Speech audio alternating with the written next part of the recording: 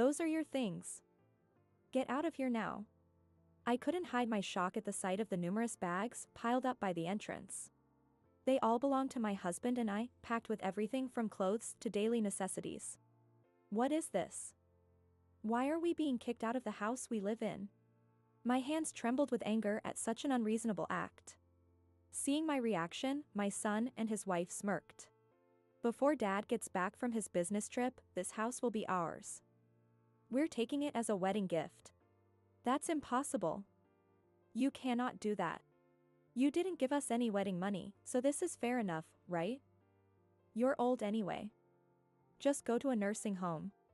When Emily said this, Kevin laughed along with her. That's a great idea. Off to the nursing home, old lady. My son and his wife taunted me to go to a nursing home. I found it all so absurd that I burst into laughter. They looked at me suspiciously, but I didn't care. Are you sure about this? You won't regret kicking me out? Huh? It'll be a relief. Fine. Do whatever you want.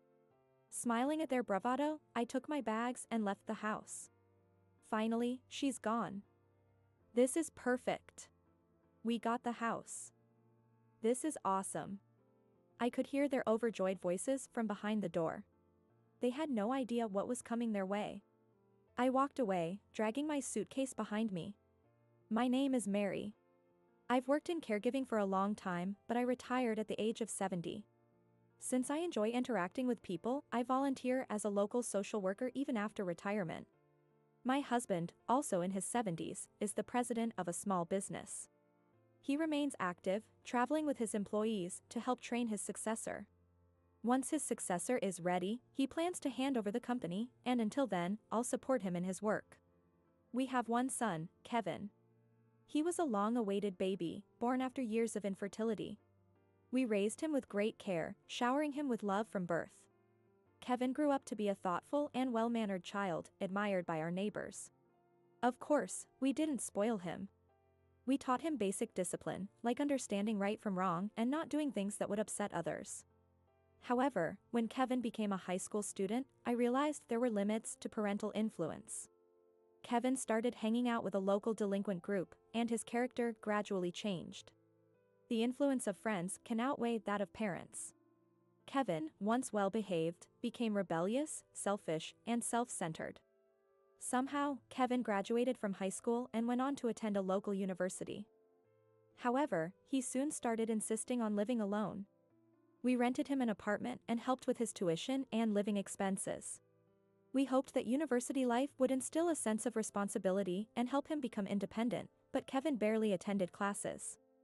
Graduated by the skin of his teeth, and continued to drift aimlessly without a steady job. Kevin is now in his mid-40s. He doesn't work and has no significant other. I worry about whether he'll be okay, like this. I called Kevin around the new year to talk about his plans for the holidays. Looking back, this is where everything started to go wrong. Hello, who's this? The voice I hadn't heard in half a year was definitely not Kevin's. It was a cute but somewhat lethargic-sounding woman's voice. This is Kevin's phone, right? Who are you? Huh? Who are you?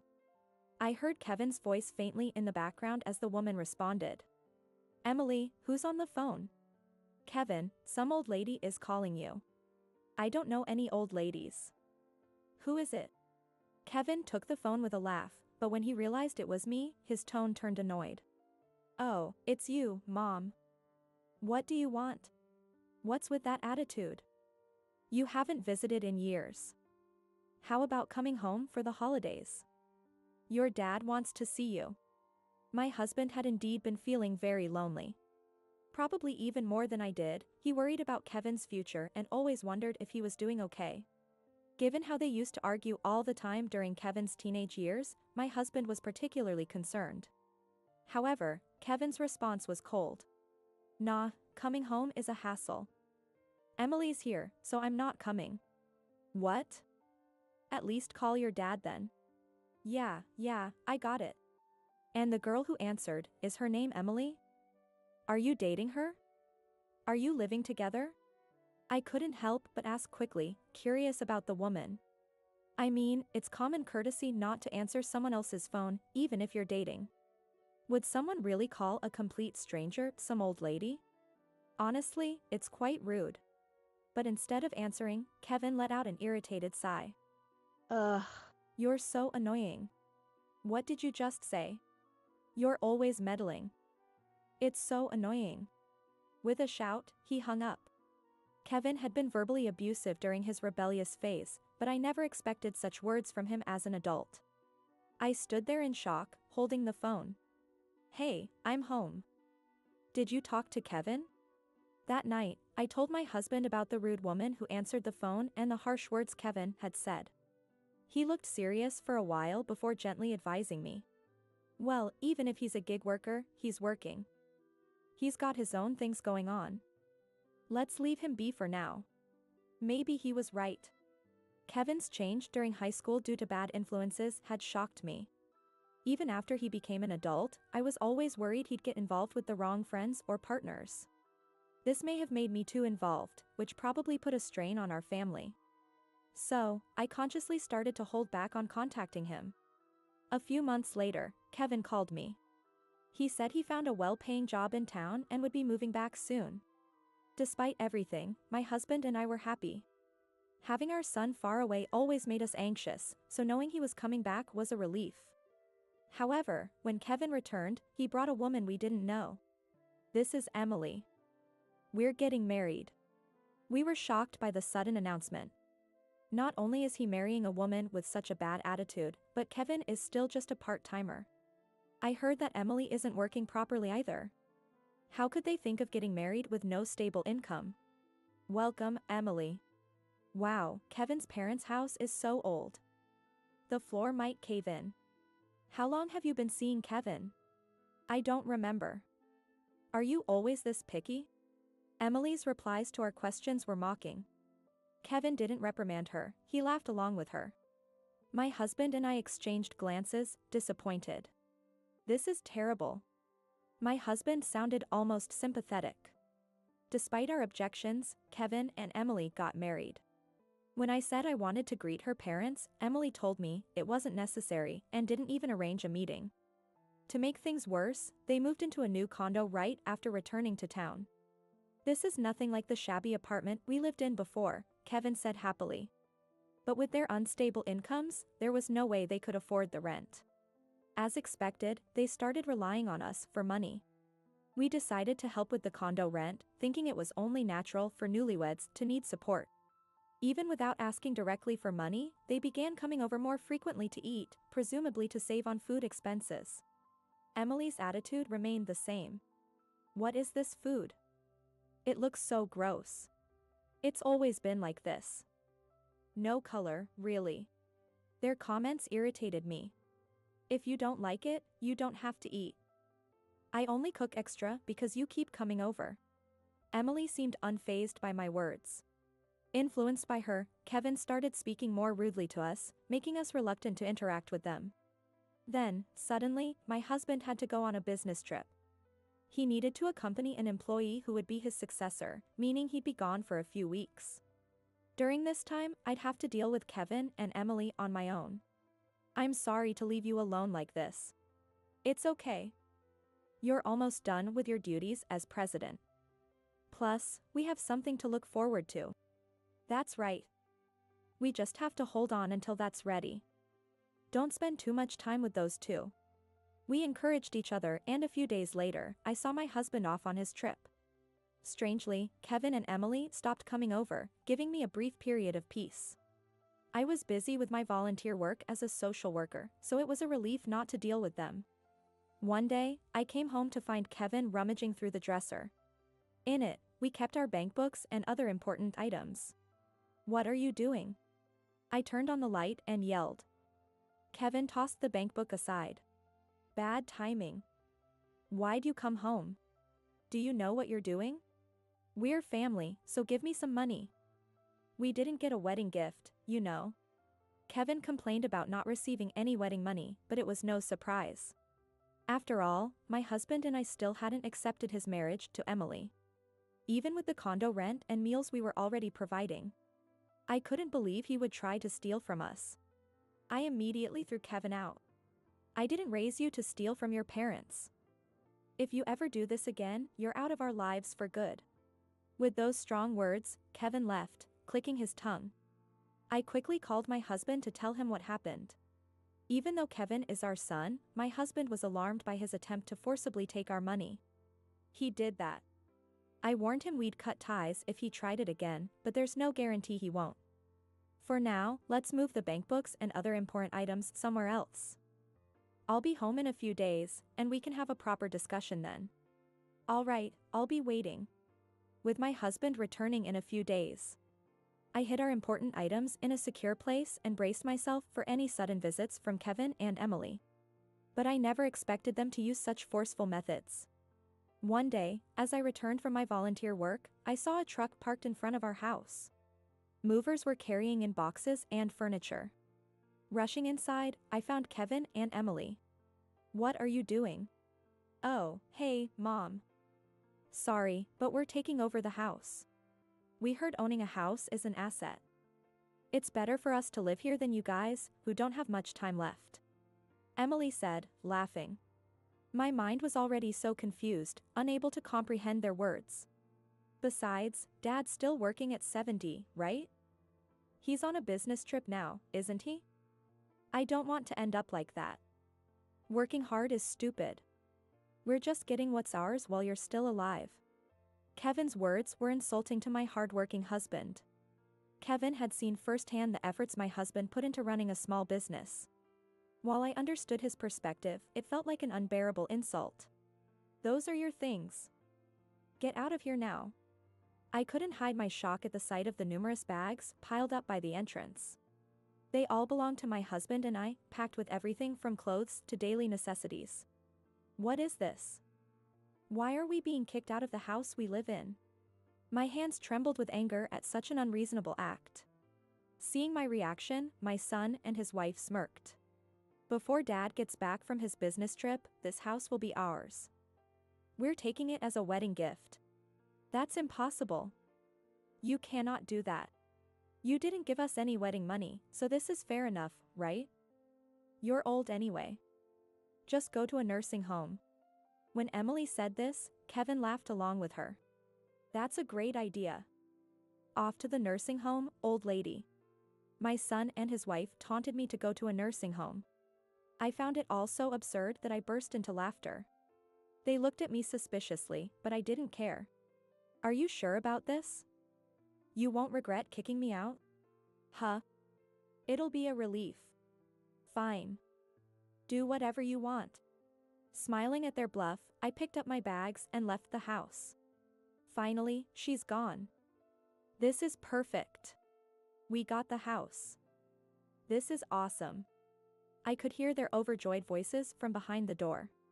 They had no idea what was coming their way. I walked away, dragging my suitcase behind me. 1 month has passed since then. After my husband returned from his trip, we received a phone call from Kevin. Hello, Kevin? What's wrong? Mom, it's terrible. The house. What about the house? Kevin's voice was clearly distressed, and I knew something urgent was happening. Actually, I already knew why Kevin was in trouble. Did you know this house is being demolished? Oh, didn't I mention that?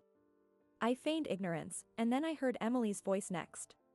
Hey, what's going on, Mary? Did you set us up? You moved in without asking, didn't you? Besides, a house that's not legally inherited doesn't become your asset just like that. Emily kept shouting, but I didn't care. The house Kevin and Emily had taken over was to be demolished. Once my husband returned from his trip, we planned to inform Kevin about the demolition and move into a newly built house. We had also moved our bank books and other important items to the new house the day Kevin tried to steal them, so they were safe. We intended to explain everything step by step, but Kevin and Emily took that opportunity away from us. Mom, the demolition crew is already here, telling us to move out. Where are you? Let us stay with you for a while. You still have the condo. You lived there before, so just go back. We already canceled the lease because we thought we'd get the house. Even though he is my own son, I was amazed by his lack of foresight. Apparently, they had cancelled the condo lease, expecting to live in our house and use the money I paid for their rent freely. Then they found out the house was scheduled for demolition. But it was no longer our concern. You too should leave quickly. If someone other than the owner stays in a house set for demolition, you could be charged with trespassing. What? We're family. Help us. You're the ones who told us to go to a nursing home. We moved out as you wished, so now you deal with the consequences. With that, I hung up the phone. Demolition started, and our longtime home disappeared without a trace. I feared Kevin and Emily might refuse to leave and get into legal trouble, but that didn't happen. For a while, we lived peacefully, but the phone calls from Kevin and Emily didn't stop. We changed our phone number, but they tracked us down through local volunteer contacts. Their demands were always for money. Kevin and Emily had lost their home, couldn't get a proper place to live without steady jobs, and now lived in company housing while working at a factory. Despite having a place to stay, they still wanted to live luxuriously on someone else's dime. If you don't give us money, we'll come to your house. Their threats worried us. Only a few people knew where we lived. My husband had just retired and handed over the company to his successor, but had informed some employees of our new address. I doubt our employees would leak that information, but maybe you should talk to them, just in case. While we discussed this, Kevin and Emily visited my husband's company. The new president informed us about their visit. We were worried they might cause trouble at the workplace. But the new president assured us they didn't. Everyone at the company knew about Kevin and Emily's behavior from my husband's complaints, and they were shocked by their treatment of me. When Kevin and Emily showed up, the staff firmly turned them away. They demanded to know our whereabouts, but no one told them. The new president even scolded them, asking how much more ungrateful they could be. Kevin and Emily left in frustration and hadn't returned since. The president promised to inform us of any harassment and take legal action if necessary, which we readily agreed to. We received reassuring words from the company that they intended to protect my husband and me as a whole. My husband's hard work and good character had clearly earned this respect. And we made a firm decision. We're cutting ties with Kevin and Emily. They've caused trouble not just for us, but for everyone around us just to get money. Yes. I don't even miss them anymore. Though they are our children, they are separate individuals from us. No matter how much blood ties us, we can't forgive such horrible acts repeatedly. From what my husband's acquaintances told us, Kevin and Emily have been working non-stop at the factory since then. Apparently, their slacking off and sloppy assembly work have angered the factory manager, Jim. They're now paying for their previous laziness. Because of their hectic schedules, Kevin and Emily fight constantly. So much so that their neighbors in the company housing have complained about the noise. It's hard for them to save money because they spend it on gambling and smoking. The stress of not being able to save, combined with having no one to rely on, must be tough. But I can't feel sorry for them. Their constant begging for money was a result of never having worked properly. I hope their factory job might help them change for the better. Occasionally, Kevin still sends messages or calls. He says things like he's sorry for kicking us out and that he wants the family to get along. Although he seems to be changing, I still can't trust him. People can only live together when both parties are independent and considerate of each other. It's hard to start over while they are still so self-absorbed. After my husband retired, we rented land and started a vegetable garden. This was something he'd wanted to do since he was young, and now it was finally happening. While helping him with the gardening, I also continue my volunteer work as a social worker in our new location. Ideally, I would have liked to live peacefully with our son and his wife. Though that wish didn't come true, knowing they are living somewhere is enough. The time I spend with my husband is precious and warm.